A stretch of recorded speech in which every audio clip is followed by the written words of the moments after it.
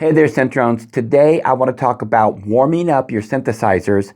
Hi, I'm Pure Ambient Drone. This is my channel where I vlog about synthesizers. Hit the subscribe button, tap the bell, and you will be notified of all of my new synth adventures. Also check out pureambientdrone.com. It has links to all of the cool places that I'm at on the web, and I have all kinds of cool things there, like my music, my connections on social media, and not to mention other websites that you may not know about where I blog about synthesizers. pureambientdrone.com. I will leave a link in the description and in a comment below. All right. So, I have been into synthesis for a real long time, and I have a lot of analog gear. And for the most part, I would say that analog is pretty darn warm all by itself. But I noticed that as I recorded any kind of an instrument, especially synthesizers, into a digital mixer, which I have, and I love my mixer, by the way, and then that mixer records into the computer system, I have found that the accumulation of track upon track upon track stacked up equals mid-range, upper mid-range harshness. And no matter what I was doing, no matter what plugin I was using, I was still experiencing enough of it that I wasn't happy. The plugin would either take way too much out or leave way too much in when it was accumulated. And I'm not saying that you can't get the same results with plugins, because I know you can. It's just harder in my experience.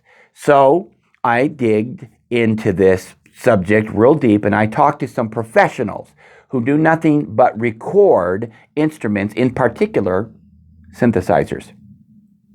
And the same answer kept coming up over and over and over again. And the solution to this answer was run your synthesizers through a preamp.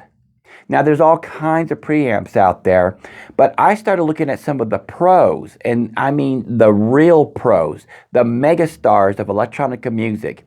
And a type of preamp started coming up more and more for synthesizers, and that was the Neve 1073. For some reason, a lot of electronica musicians, the pros, like the Neve 1073 on their synthesizers. I didn't want to spend a whole lot of money because I wasn't sure at that point if that's what I needed.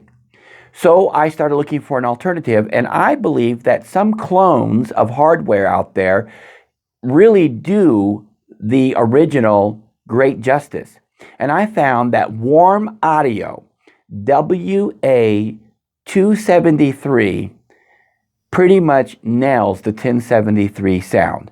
In fact, I found lots of places on the web where professional audio engineers substitute the 1073 by Neve, okay, with the Warm Audio WA273. Don't worry if you can't remember all of these names, because I'm going to leave you links below.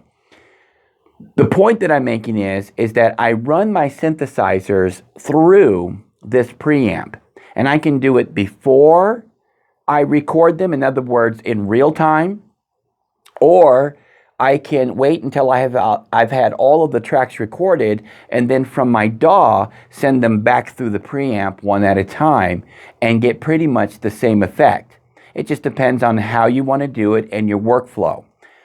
But the point, again, that I'm making is that by running them through this Warm Audio WA273, I have almost completely eliminated any need for any extracurricular plugin that's going to eliminate the harshness that was once there. In fact, because I've been using this preamp, I have been using less and less and less plugins. I used to stack plugins on my tracks because there was this digital harshness that I just didn't like to my ears. There was this coldness, this sterile sound in many cases. And so I would use plugins. And remember, we can become plugin junkies too. Once I started recording and getting everything into the DAW the right way, man, what a difference. So I would leave you with this thought. Junk in equals junk out. So you want the signal path to be as warm and creamy as it can be on the way in, and not try to fix it in the mix. I'm not saying that fixing stuff in the mix is wrong. I'm saying to avoid that if at all possible. And to my ears, the Warm Audio 273, the WA273, has a warm, creamy sound, and it just makes the synthesizer sound silkier to my ears. And I'm glad that I found it. Now, I used this on my last album, and I will tell you, I went back to listen to it.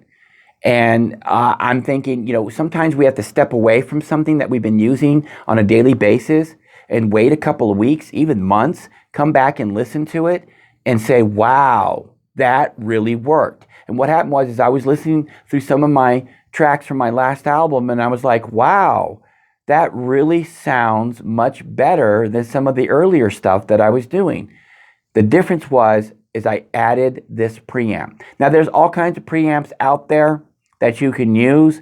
I personally went for the WA273 by Warm Audio because it was recommended to me along with all of the articles that I read, and I didn't want to get into the price range of what the Neves cost.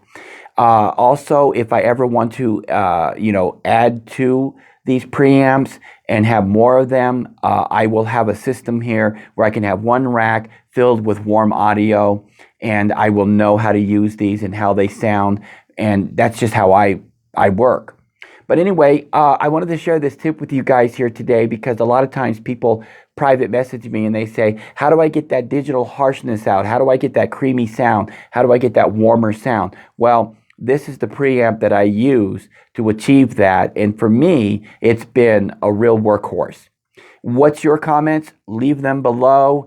And until next time, check out pureambientdrone.com. Subscribe, hit the bell. I'm Pure Ambient Drone. Keep calm and synth on.